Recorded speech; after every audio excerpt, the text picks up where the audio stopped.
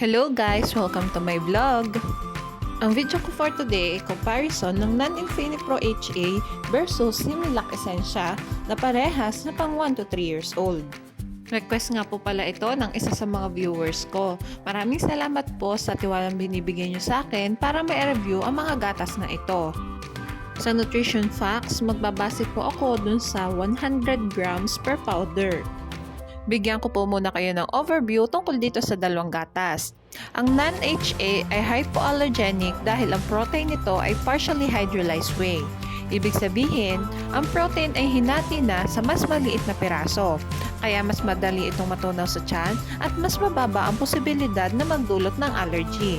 Samantalang ang Similac Essentia ay mas nakatutok ito sa gut health at digestion kumpara sa ibang Similac variants. Disclaimer, ang vlog na ito ay hindi health advice at hindi rin ako nagre-rekomenda ng anumang gatas. Review lamang ito base sa nutrition facts, presyo at label. Kumonsulta sa health professional kung magbibigay ng formula milk sa bata. Okay, let's start.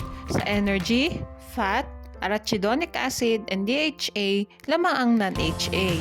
Samantalang lamang naman ang Similac Essentia sa protein, linoleic acid, and linolenic acid.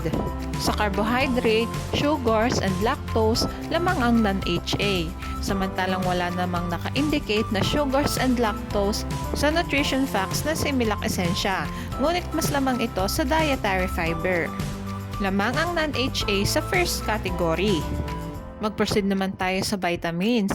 Lamang ang non-HA sa vitamin A and vitamin E. Samantalang lamang naman ang Similac Essentia sa vitamin D, vitamin K, vitamin C, and vitamin B2. Samantalang pantay naman ang dalawang gatas sa vitamin B1.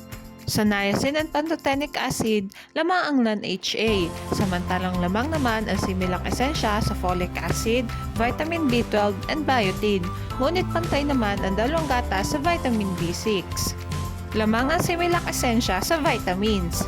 Mag-proceed naman tayo sa minerals. Lamang ang Similac Essentia sa sodium, potassium, fluoride, calcium, phosphorus, magnesium, and iron. Sa copper at zinc, lamang ang non-HA. Samantalang lamang naman ang Similac Essentia sa iodine, manganese at selenium. Lamang ang Similac Essentia sa minerals. Sa other nutrients, ang non-HA ay may carnitine, taurine, inositol, choline, nucleotides, and Bifidobacterium lactis. Samantalang ang Similac Essentia ay may carnitine, taurine, inositol, beta-carotene, lutein, choline, nucleotides equivalent, and Bifidobacterium lactis. Yung nucleotides equivalent at nucleotides, magkaiba yan guys. Pwede nyong i-research. Yung nucleotides na meron yung non-HA, maganda siya for the cell repair. At yung beta-carotene, na wala yung non-HA, good for the eye siya and immunity. At yung lutein, na wala din yung non-HA, good for the eye and brain development. Lamang ang Similac Essentia sa other nutrients. Magtungo naman tayo sa price na parehas kung kinuha sa Lazada. Paalala guys, pwede mag-iba ang presyo ng dalawang gatas na ito, depende kung saan store nyo sila titingnan. Sa parehas nga nilang bigat na 800 grams, ay makikita natin na mas mahal ng 32.57 pesos ang non-HA kumpara sa Similac Essentia. At ito na nga yung summary ng vlog ko today. Sa first category, lamang ang non-HA. Sa minerals, vitamins, and other nutrients, lamang ang Similac Essentia. At mas affordable din ito. Sa summary na ito, makikita natin na parehas ng masustansya at good for overall health and development ang dalawang gatas. Talagang kaya nilang maibigay ang nutritional needs ng bata bilang formula milk.